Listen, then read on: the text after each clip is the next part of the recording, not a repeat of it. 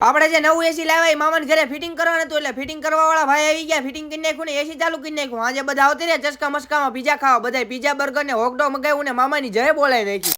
તો કેમ છો બધા મિત્રો, મજામાં દેશો? આપણા નવા મિની વ્લોગમાં તમારું બધાનું સ્વાગત છે. સવારે નાહી ધોઈને ફ્રેશ થઈ ગયો ને મસ્ત બાબલા જેવો તૈયાર થઈ ગયો. હવારમાં બધા ભાણકી ભાણિયા જાગી ગયા હતા એટલે બધાને વ્લોગમાં લઈ લીધા. આપણા પાલુબેને જાગી ગયા હતા. પાલુબેન તો જીસીબી નું કામ કરતા.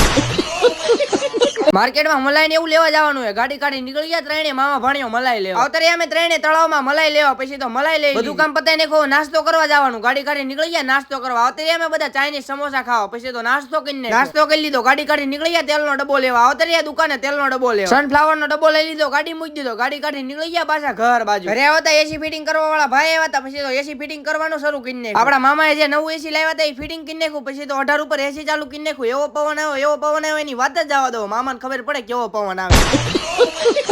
અમારે ત્રણને જમવાનું બાકી હતું એટલે આપડા બાયા જમવાનું દઈ દીધું ને અમે ત્રણે જમવા બેસી ગયા. બધા 4 વાગે જાગ્યા ને વાતચીત કરતા હતા. સાંજે પીઝા ખાવા જાવ. અમારે તો રખડવાનું હતું એટલે મામાને ગાડી લઈને નીકળી ગયા. અમે બધા રખડવા બધે રખડીને ઘરે હતા. બધા તૈયાર થઈ ગયા હતા કારણ કે પીઝા ખાવા જવાનું.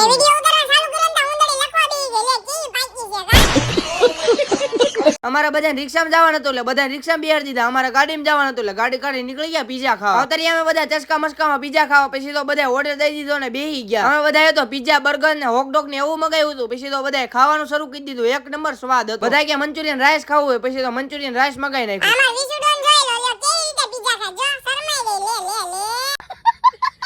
બધા પીઝા તો ખાઈ લીધા. ઘરે જવાનું હતું. રિક્ષા બોલાવી નાખી. ગાડી કાઢી નીકળી ગયા ઘર બાજુ. તમે બધા ફોલો તો કરી નાખો.